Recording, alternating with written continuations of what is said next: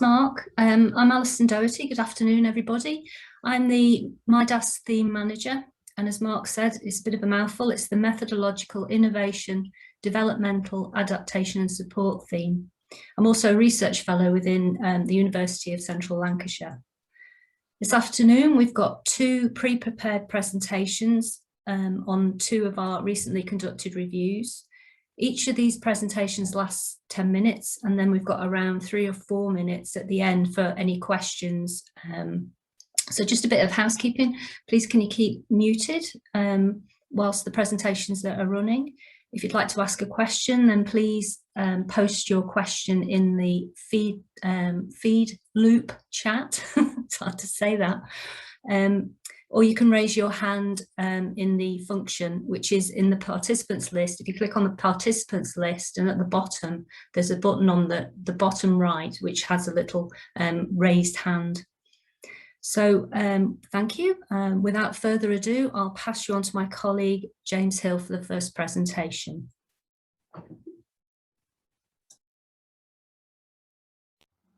Good afternoon. This is one of the two presentations which will be delivered from the MIDAS group today. I'll just introduce myself. My name is James Hill.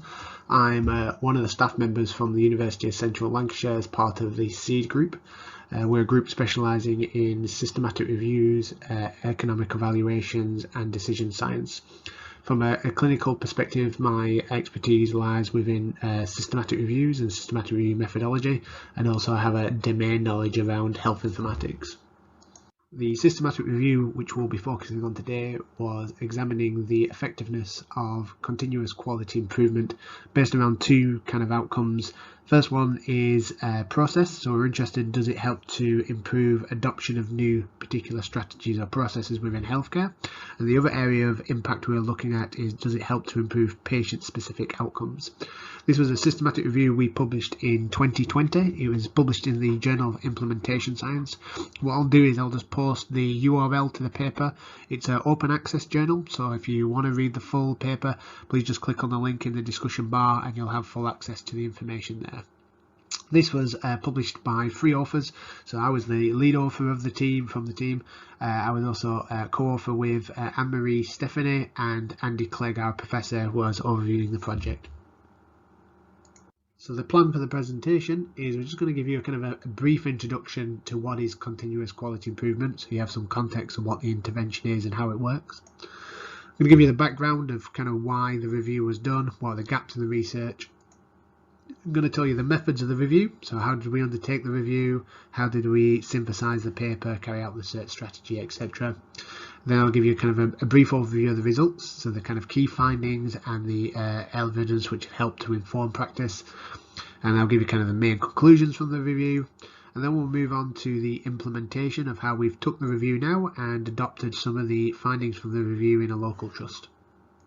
So I'll just give you a brief overview of what is continuous quality improvement. When we originally started the review, we had to define this intervention type to kind of see what the consensus were in the literature of this particular intervention. The definition we used was from a large-scale focus group which looked at lots of different studies and gathered a wide range of experts to kind of define the concept, to try to create a consensus of what the intervention type was. So we used the 3 kind of key elements, which was that it had to be systematic data driven. So that means it had to gather data of a particular process in a specific way, which would then lead into an iterative cycle testing. So the process of developing a new process and then looking at the improved outcomes and then retesting that with adjustments within that process. So that kind of reciprocal cycle of assessing, planning and then implementing continuously going around. So we had a definition of at least 2 cycles. So it had to have more than one. The other element, that it had to be process focused, so we didn't want it to be a specific patient level. It had to be obviously a process which is used across multiple patients. So examples of this, the type of methods which are typically used in these types of developments, which you may have heard of before, is lean management, Six Sigma, PDSA, so that's Plan, Do, Study, Act, root cause analysis, and the model of improvement. So these are common types of methods used in reciprocal cycle testing. So despite those wide variations in approaches, there's kind of a common consensus that these types of reciprocal cycle testings are helpful for both kind of improving healthcare quality, but also reducing cost.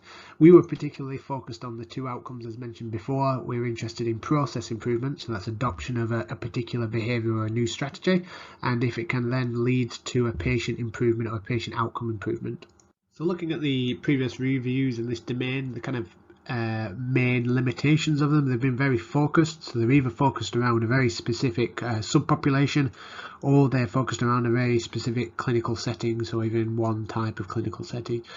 So we wanted to do a more broader review at all clinical settings, and we also wanted to kind of focus down onto what particular elements of continuous quality improvement may make continuous quality improvement more effective or less effective. So with those limitations in the research, we aim to kind of look at the overall effectiveness, but this would be across healthcare settings, so all different healthcare settings, and particularly interested in those kind of variants in intervention types, so how scheduled the meetings were, what type of training they used, what type of model, etc. We registered this systematic review with Prospo. It was a multi-database search using relevant terms based on the PICO criteria below. These were the inclusion criteria for any study we wanted to include for the review. So we wanted to have a high quality study, so we ensured that it had to be a random control trial to kind of ensure that higher kind of level and confidence in the association of effect. We included any study type, so as mentioned before, the studies which were previously done were very specific, so we included any clinical setting. We had the inclusion criteria based on the 3 principles identified above in defining the concept of what is continuous quality improvement. We didn't have any specific outcomes for inclusion, but we did separate the outcomes into 3 different criteria for the analysis. The comparator, we did originally have no direct comparator, but we realised that the variance of effect was quite varied on the studies which had a similar type of comparator, so they only had maybe 1 element out of the 3 or 2 elements out of the 3 to be classified as continuous quality improvement, and we wanted the comparator to be more of a usual care comparator, so we assessed only the studies which used a non-continuous quality improvement comparator. For the screening process, we had 2 reviewers carried out the screening independent with arbitration by a third, and for data extraction and quality assessment, this was carried out by a single reviewer and verified by a second reviewer. Due to the wide variation in the outcomes assessed within the studies, we had to do a narrative synthesis. So this is where we counted the number of single, kind of like a vote counting method, where we counted the number of studies with a single statistical significant outcome for the particular 3 outcomes mentioned above. So the 3 outcomes were a process, so this is something like introducing of a new type of strategy, so for example using a particular check sheet within a particular assessment strategy, and how many people carried out the new process of using the check sheet. A patient outcome, so this is anything which was directly measured from the patient, and then anything which kind of doesn't meet into those categories we classified as other. We then coded it into kind of 5 groups, so 1 outcome of statistical significance, less than half, half, more than half, and all outcomes. So within the screening process, we originally identified 7,500 papers. We did identify 27 through additional screening of full papers. So when we've identified the 44 papers to be included, we did check the reference list of those and identified another 27, which kind of gives you some indication of the sensitivity of the search. So we do feel that we did capture everything, and we thought our recall was very high for this type of search because of the large quantity of studies we screened initially. At the end, we included 31 studies after full paper screening. So we, as mentioned before, included 31 RCTs which were quite heterogeneous from all aspects, so they were quite varied in clinical setting. Intervention type was probably the most varied, so each individual study had a slight different variation from model use to duration, frequency, focus, etc. So it was quite hard to kind of see any type of commonality. So we did try to drill down in a couple of these aspects to try to see if there was any kind of facets which was demonstrating greater effect, which we'll talk about in the next slide. But there, as they say, the kind of overview of the area or the literature, there's so much variation. Underlyingly, in these RCTs, we classified the majority of studies to be of poor quality, so there was substantial risk of bias to all studies included. There were one or two, so I would say there's maybe 4 out of 31 which were would be classified as maybe moderate risk, but the majority are high risk of bias. So quite surprisingly, we found very limited evidence to suggest that continuous quality improvement was effective in both process improvement and patient outcomes, with a very limited or low threshold of needing to demonstrate one outcome out of the multiple outcomes they may assess to be statistically significantly improved. So there was only 42% showed a process improvement and only 32%, so the majority of studies didn't show any outcomes at all to be significantly improved compared to the comparator. In regards to association factors, so these are factors which we associate with these very limited studies which were demonstrating positive effect. We found that there were a slight association with PDSA, that the studies which showed this improvement were mainly linked to PDSA, but this was probably due to the high prevalence of this particular approach compared to other approaches. There was some evidence to say that the meeting, compared to different meeting types, that when meetings were very focused and included leaders and senior management, the effect was generally better. So in the sense, these studies demonstrated at least one statistical significant improvement in one of the outcomes they focused on. Another factor which we found to be a kind of more stronger association was the use of weekly meetings compared to other kind of longer frequencies such as monthly or bi-weekly, etc. So the kind of more weekly, the more acute the meetings are, so every week in this case, one of the codings were that we found that this was associated with better outcomes. We didn't find any studies which reported any health inequality, so there's no health inequality descriptive statistics or any particular factors actually used to analyse within the evidence which we reviewed. So as a conclusion, there is very limited evidence to indicate that continuous quality improvement in the current evidence base is effective, but we think this is due to obviously very poor methodological reporting and undertaking of the studies, and also quite a larger variation of the actual application of the different principles and methods used within this area. Further research needs to be carried out to undertake to try to identify which particular aspect can make continuous quality improvement more effective. If you want the full study, you can scan in this QR code and obviously get the paper. Here's the reference itself. I have also pasted, as mentioned, in the chat bar, so if you want to click on the link, you'll get it there. Just as kind of a side note, we did take the findings on this review forward into implementation. So we do a race project. If you're aware, this is a way where we take systematic reviews and help different members of the ARC to integrate the findings of the review. So we did this with the Lancashire Teaching Hospital, where we looked at adopting those particular principles of more regular meetings, the focusing more specifically on the types of meetings which were carried out, and also look at the kind of different models they used and try to adopt more of a PDSA, a model of improvement type of strategy. Any questions? Thanks, James. Has anybody got any questions for James? Stunned silence. 3 minutes or... Hello. Hello. Hi, my name is Alex. I'm a PhD student at the ARC.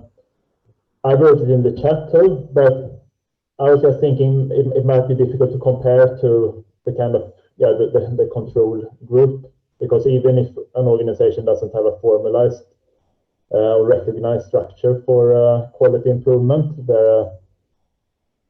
surely almost all organizations have some kind of ambition to improve. Yeah, there was some discussion in some of the papers. They talked about the bleeding effect. So within an institution, depending on the kind of scale of the RCT, but based on the majority of the RCTs included were single-centered, based on the kind of patients and also the clinicians being aware of the focus of that particular area of improvement, despite maybe the other ward or the other part of the hospital not involved in the RCT or being a part of the control group. They said the improvement would bleed across. So when they did a repeated measure design assessment, preparing baseline to end of study, in some of the cases the control group improved. So obviously the majority of times we were waiting their analysis, they were comparing difference within difference, so the difference between the start of the study to the end of the study in both intervention and control as a comparator. But in some studies they did mention that the control group itself did improve over time, and that was the idea that because there was a drive within the institution to improve a particular outcome, that bled across into the control group for them to also be not obviously necessarily focusing in that way, but indirectly developing that particular pathway in another, like you were saying, in another indirect measure, another indirect way. I see a hand up. Hi. Hi. I was just wondering about whether you had any ideas about why health inequalities weren't even considered in any of the studies that you looked at.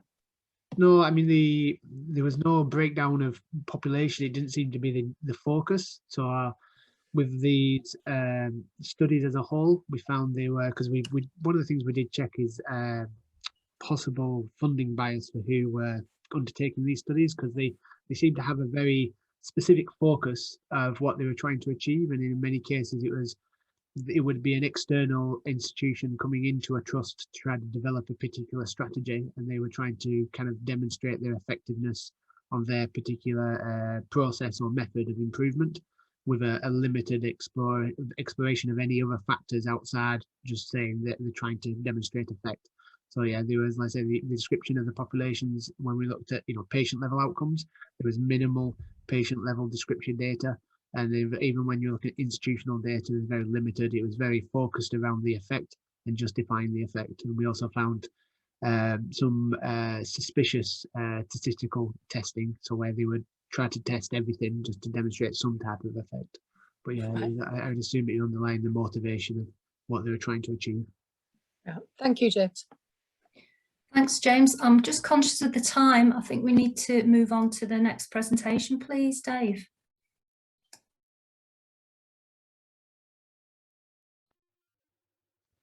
Good afternoon, my name is Paul Boland, and my role within the MIDAS team is primarily with regards to evidence synthesis. So myself and my colleague, Dr. Alison Doherty, are going to present in the findings from a systematic review that was published last year in the British Journal of General Practice, exploring the barriers and facilitators to deprescribing in primary care settings. For those of you who may not be familiar with what we'll be discussing in this presentation, here is a quick glossary of some of the main terms that we'll be using. So polypharmacy involves the use of 2 or more drugs together, usually to treat a single condition. And this is going to be in relation to multimorbidity, which is the coexistence of multiple health conditions in a patient. The interventions that we focused on were in relation to deprescribing, which is the process of identifying and discontinuing drugs when their existing or potential harms outweigh the benefits to a patient. Polypharmacy in the management of multiple health conditions is becoming a major concern for healthcare providers across the globe, and is also an inequality concern for those most vulnerable in society, who can also be subject to prescribing of unnecessary medications and the adverse effects of drugs.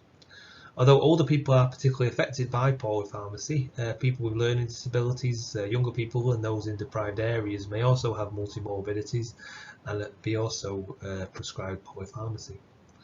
Whilst polypharmacy may be appropriate for the management of complex or multiple conditions such as the management of cardiovascular disease and its related factors such as diabetes or hypertension, inappropriate polypharmacy can have such effects as increasing hospital admissions and can be seen as a waste of resources for both the patient and provider. Care for patients with multimorbidity and polypharmacy predominantly takes place in primary care settings, and despite the development of safety prescribing interventions, there is still uncertainty with regards to their effectiveness, and there appears to be a lack of consistency with the approach being taken.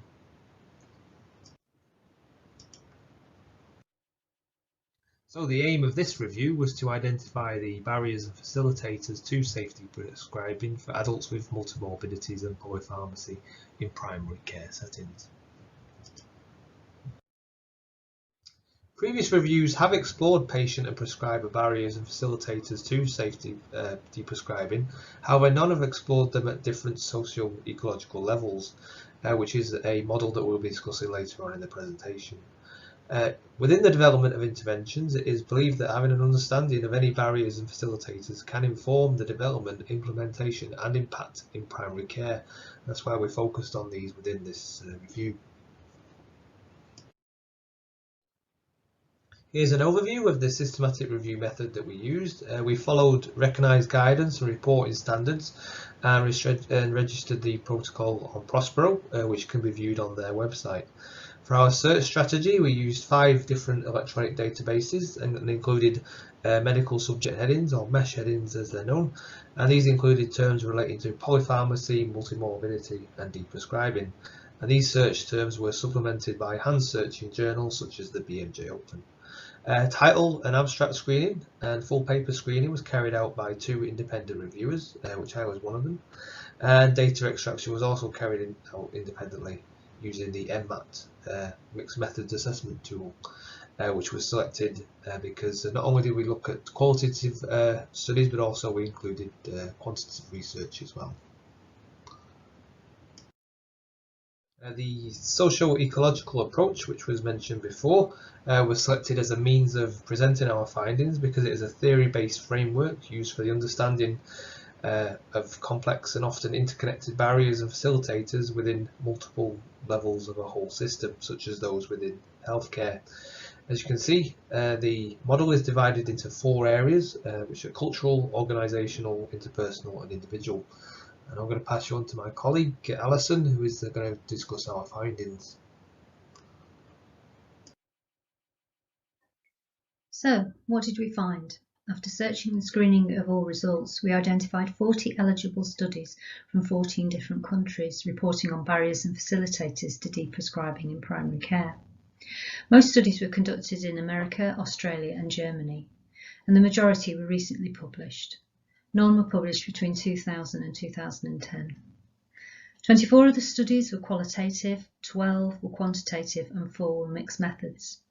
The interventions described in the studies included medication reviews, screening tools, educational initiatives and pharmacist integration initiatives. Participants included GPs, patients, nurses, physicians' assistants and pharmacists, or combinations of these.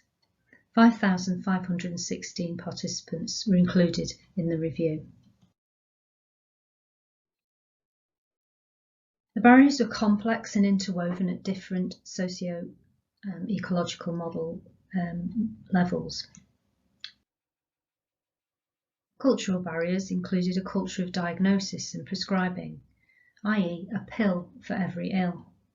And there was a lack of non-pharmacological alternatives such as social prescribing initiatives. There was a trend towards prescribing of medications for asymptomatic patients to prevent future death and illness.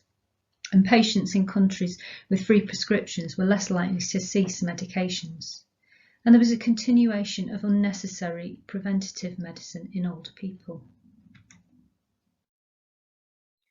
Organisational barriers included a focus on single diseases rather than the management of different diseases. There's also a lack of guidance on the interaction of different medications and a lack of tools and resources for deprescribing in primary care. Interpersonal barriers included fragmented care between different prescribers in different settings, and a reluctance to stop medications started by a different prescriber. The lack of knowledge, guidance and uncertainties leads to a situation of status quo, i.e. keeping things as they are rather than, as some studies put it, rocking the boat.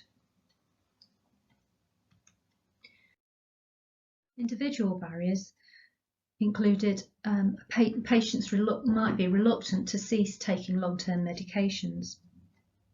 However, patients may also wish to stop taking their medications, but they may not challenge the situation, thinking, well, the doctor knows best.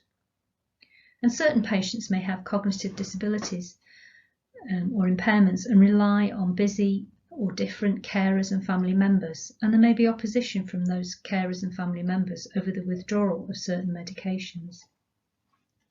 There may also be health inequalities barriers for migrant communities, patients with mental health issues, as well as patients with sensory and cognitive impairments. So what about facilitators to deprescribing? What did we find? At the cultural level, there needs to be a change towards a more prudent prescribing culture, with a less might be better focus on multimorbidities and polypharmacy management. At the organisational level, better evidence-based guidance on the management of multimorbidities is advocated. Often trials don't include people with multimorbidities, and older people may be particularly affected. Guidance often tells prescribers when to start taking a medication, but not necessarily when to withdraw it, or about the interactions of different medications.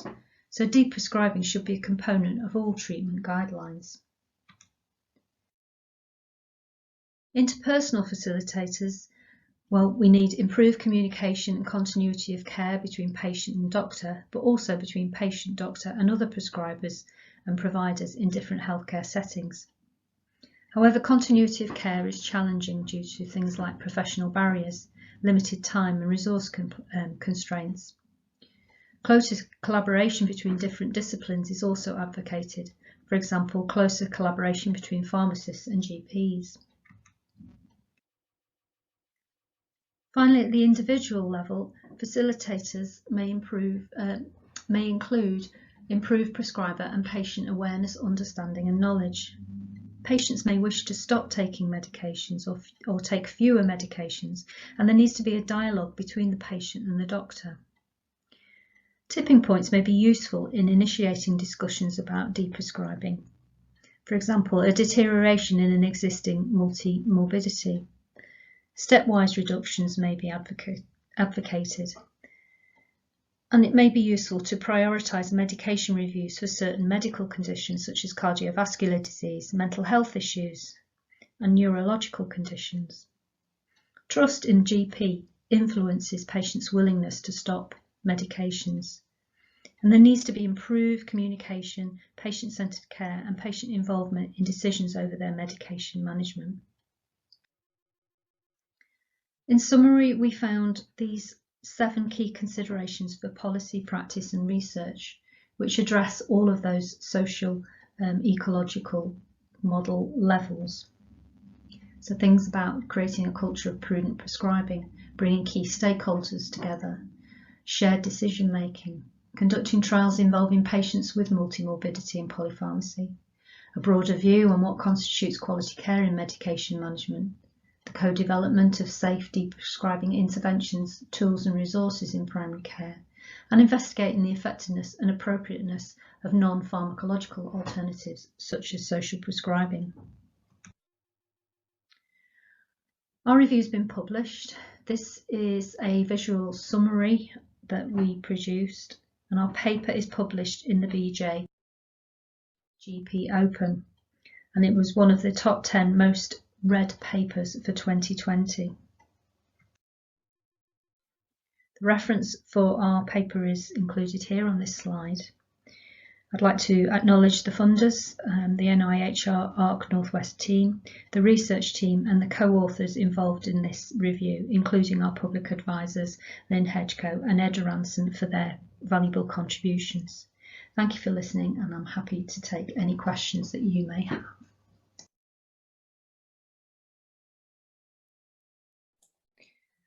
So thank you very much. I don't know if you've got any questions from that presentation. Got a couple of minutes. I was really interested in that, and it kind of, I work in GP, and it kind of backs up a lot of my experiences. I mean, it's also difficult, isn't it, when all of the guys, as you said, all of the guidelines encourage you to prescribe more. And actually you're paid on the basis of whether you're prescribing those things, and that the interactions with it. I remember, I'm sure it's probably included, but years ago, remember looking into polypharmacy, and that lots of reviews found that when they looked at patients individually and reviewed them, they actually should be increasing their prescribing rather than decreasing it. And I think there needs to be some policy and financial incentive change as well. Definitely. Yeah, there needs to be a focus more on prudent prescribing and getting that cultural change into policies for GPs. Yeah, definitely. Don't know if we've got any more questions. Can I chip in there? Sorry. Yeah. Just sorry to be GP dominating here, but we are being mentioned here. I think it's fair to point out that most of this prescribing isn't initiated in general practice. It's initiated, as the earlier talk this morning gave, if anyone was person-centered complex care, as patients go through into specialist clinics, where nice guidance will often inform, quite rightly, the regimes that are set out by the specialists as to what they recommend for managing that condition. That then comes back to the GP, because often specialists won't see the whole history of everything that somebody's on. It won't necessarily be readily available to them and all of the different problems that they've got.